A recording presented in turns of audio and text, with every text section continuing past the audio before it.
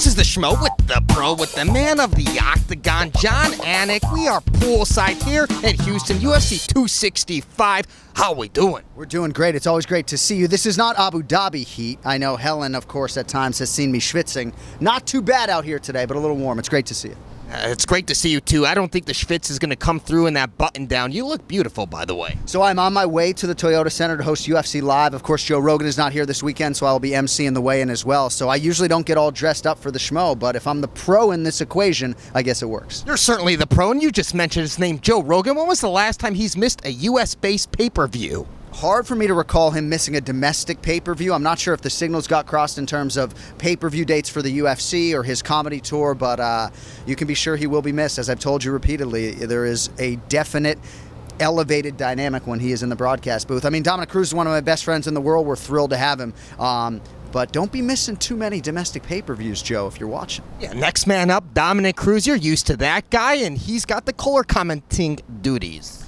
He's an incredible mind. I don't have to tell you and most of your viewers that his ability to simplify the inherently complicated is untouched in our sport. You know, I'm not sitting here telling you he is our best mixed martial arts analyst necessarily, but his ability to simplify this complicated shit into layman terms is on a totally different level. And speaking of the broadcast duties, now we got Michael Chandler for a second stint at the desk. You've told the Schmo, don't remember if it was on camera or off the camera, but this guy, Michael Chandler, he's here to stay in the broadcast booth. I think so. I think he's got a lot of skills, and I think he's the total package as an individual. The one thing I told him before he made his television debut, though, was I want to see the guy that your wife and your son get to see, to allow that personality to really come out. But he's an absolute stud, obviously a very articulate guy, and he's following the sport backwards and forwards, inside and out. You know, Michael Chiesa's greatest asset as an analyst, other than his skills as an orator, is the fact that he is just living and breathing this stuff 24/7, 365.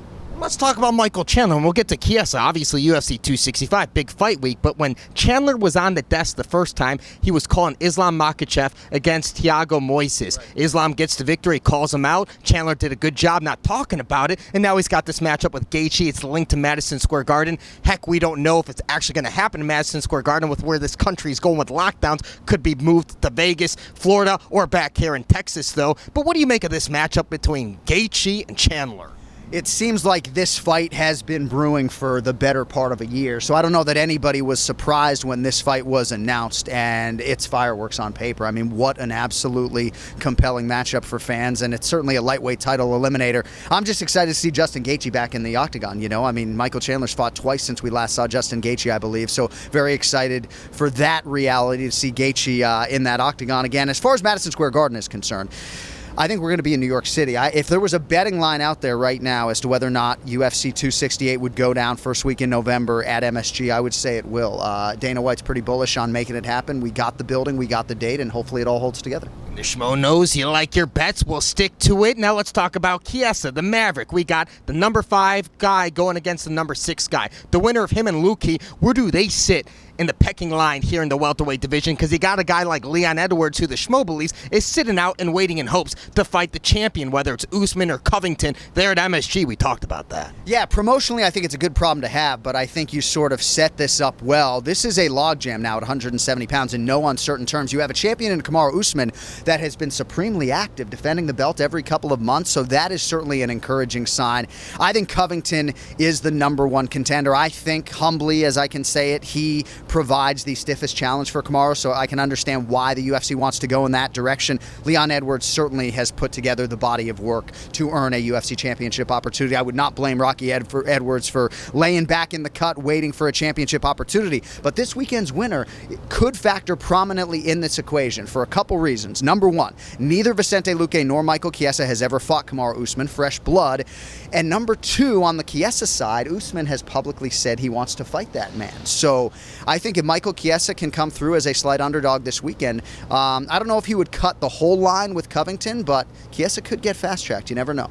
We got the interim heavyweight title on the line. Ciryl Gane. He's fighting Derrick Lewis, a hometown affair. But let's say this, John, hypothetically speaking. Let's say someone comes away, the victor comes away from this fight, and they're unable to compete in the next couple of months. Do you ever see a scenario where Francis Ngannou has the trilogy fight against Stipe Miocic before fighting the winner of this fight? Again, a good question out of the Schmo, my man. I don't think that's out of the realm of possibility. John Jones could factor into this equation at some point in time.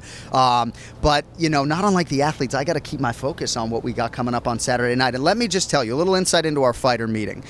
Derrick Lewis is feeling the pressure. Now, that is not to suggest that he can't sort of channel that in the right way, but 3 or 4 times during our 20-minute sit-down with him, he kept coming back to the pressure and the nerves, so much so that he is in the shape of his life because he felt like that would help him deal with that pressure to know, hey, at least I'm feeling the pressure, but I'm in the best shape of my life. And on the other side, Ciryl Gane.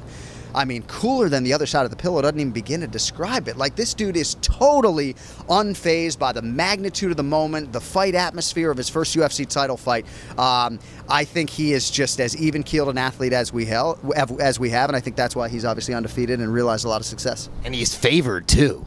By a significant margin. When I suggest that a fighter is a prohibitive favorite, right, that means that prohibitive, meaning I wouldn't bet on him at that price. And I don't know that Ciryl Gane deserves the distinction as a 4-1 favorite over Derrick Lewis. Certainly, Ciryl Gane has been favored in every fight of his UFC career. I think he deserves the distinction as the favorite. But, I mean, can we put some respect on Derrick Lewis's name? Not only is he in the best shape of his life, not only has he proven time and time again that he's got the ticker to go with the power, but he's got 25 minutes to land a bomb. I'm not saying he's going to win on points, but it's easy for me to see why sharp people out there are jonesing at Derrick Lewis in that plus 380 range. And a lot of bantamweights are on this card. Bantamweight might be the most loaded division right now in the UFC. A lot of guys call out your broadcast partner, Dominick Cruz. Who do you think is a worthy opponent for Dominick Cruz next? The Schmo knows Sean O'Malley, Chito Vera. They've all been chomping at the bit for that man. I think it's going to be either Chito Vera or Corey Sandhagen. And there's always an interesting navigation with Dominick Cruz when it comes to 3 rounds versus 5. Because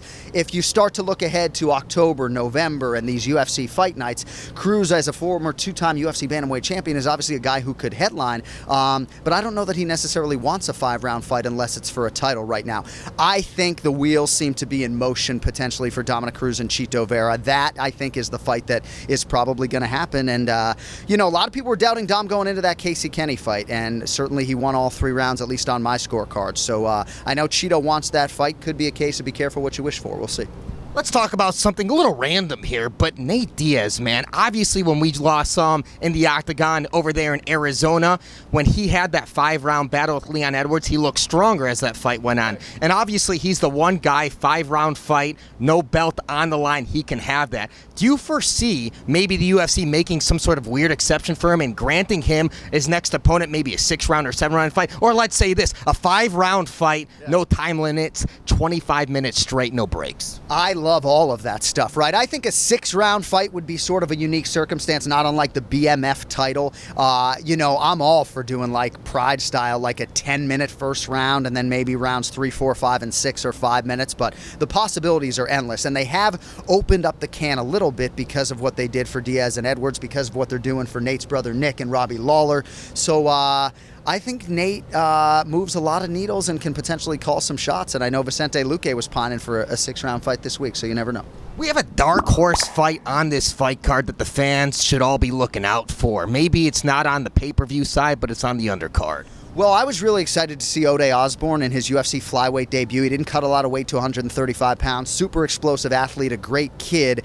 Little bit of a stain on the fight because his opponent, Manel Kape, came in at 129 pounds. So he'll only guy to not make weight. Right. It was pretty good this morning. I think he was 25 at 26. So little stain on that fight as Kape forfeits 20 or 30% of his purse. But the flyweight division, as you know, is so wide open that if a guy like Ode Osborne can break through and get a finish this weekend, and Manel Kape on the other side, asterisk with the weight miss a little bit, but I got my eye on the flyweights, and obviously, to your point, it's a huge night for the bantamweight divisions, not just Jose Aldo and Pedro Munoz, but a lot of young talent on display. The Schmo could sit here and pick your brain all day long, but then the schwitz, it's going to come through the shirt, and we're going to ruin the broadcast. Oh, we see the armpits. Can we get a final message for all the Jon Anik fans out there worldwide? Well, I appreciate the support sincerely, and, obviously a lot of us in the public eye, we deal with criticism, we deal with support, but the support from fans gives me a lot of confidence walking to the octagon, so I thank you eternally for that.